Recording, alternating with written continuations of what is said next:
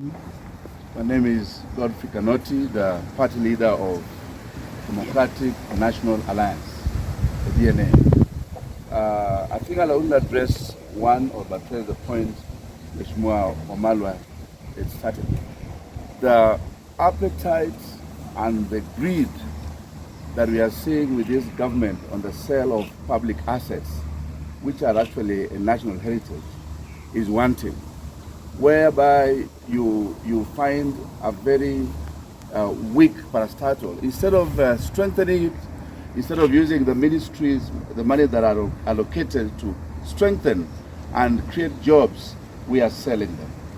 I'll give an example of Luhyas Sugar Company, where the president says he's giving bonus to farmers, meaning it's making profit, meaning it is out of danger.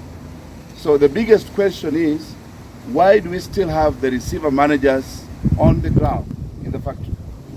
Maybe people from Western will need to come out in large numbers and demand that the managers must leave the premise as soon as possible. Because if it's making profit, then we need the farmers or the stakeholders to come in and manage their own company. Number two, the people that were said to have received the money, the bonus money, we have actually found out that no one received that money. So we are again saying that it was all lies. It is lies, lies, lies, and everyone coming out and saying we have not received this money. The President of the Republic of Kenya needs to graduate and come to a level whereby he can speak the truth. And you can read John chapter 8, verse 44. That if you speak the language of lies, you speak the language of your father is the devil.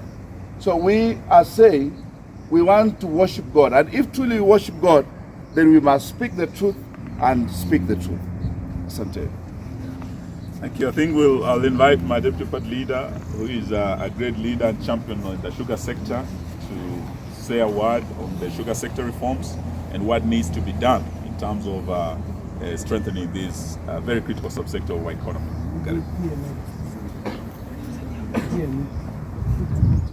Ya nyinyi mnajua mimi nilikuwa nasukuma sugar bill during the last parliament. It was not possible kuimalizia, lakini baadaye ilikuja ikamalizika. It has been signed into law. The president assented to it. The sugar bill is now an act. Kitu mimi nauliza ni kwamba kwa sababu gani implementation haijatekelezwa? Why hasn't the Sugar Act, which was signed into law by the president, why has it not been implemented? Kwa sababu it was providing solutions to the sector in the entire country, not only in Western, but in the entire country. It carries good reforms, proposals which, if implemented, would see the problems of non-payment of farmers, pricing, all the kind of problems we have experienced, including extension services, stakeholder engagements, and so on, having to be dealt with. Sasa kitu mimi nataka kuuliza tu kwa ufupi, serikali, please implement the Sugar Act and stop selling the factories. Hiyo si kitu liahidi utafanya ukiingia mamlaka. Thank you. So I think we'll conclude with the Gen Zs, as we had said. The party is sending in a strong team, just the way we stood with the Butere girls and Honorable Malala. We are sending in a strong team tomorrow to stand with the young Gen Z Titus, the 5th, who will be brought to court tomorrow.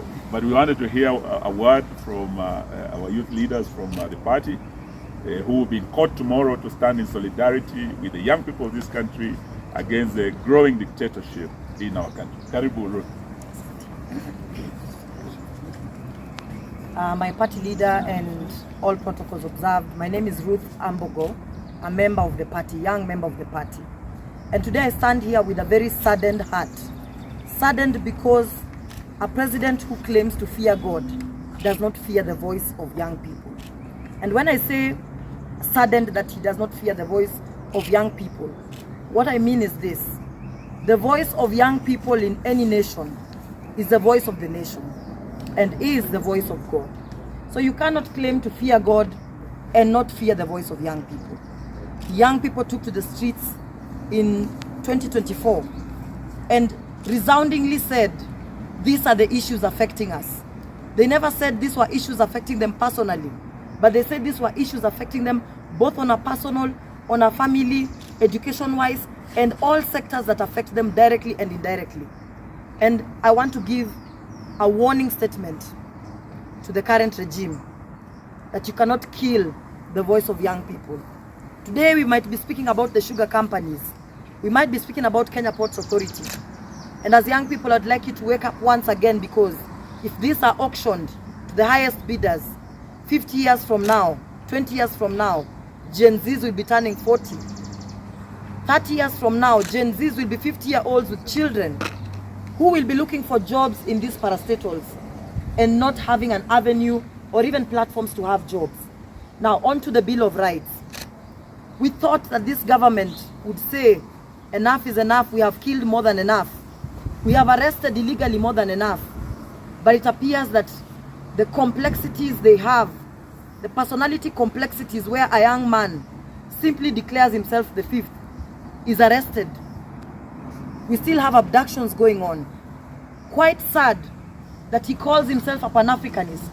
Yet Pan-Africanists believed in people speaking and articulating themselves on issues affecting themselves as a people, as a nation, without fear or favor of anybody.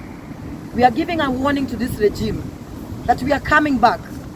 We might have been silenced. We might have buried our brothers and sisters, but our resolve was never killed. As a mentor of mine says, you cannot put down a good lawyer. As a young lawyer tomorrow, I will bring together fellow young lawyers.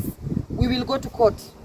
As a young member of DAP, I will mobilize fellow young people. We will go to court to stand with a young man who simply said he is the fifth. And tomorrow we shall all say we are the fifth.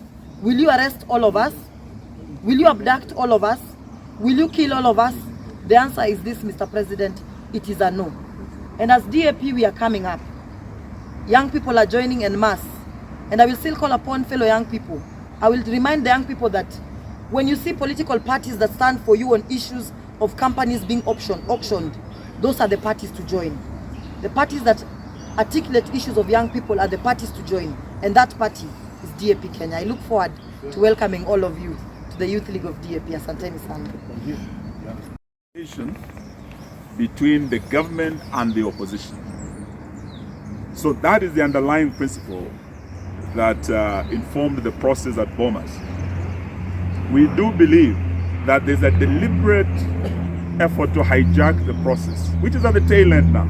And this is why it is the second time we are raising this red flag. We want to thank the media for highlighting this. We were at Serena, we raised the red flag with Honorable Kalonzo and Honorable Karua.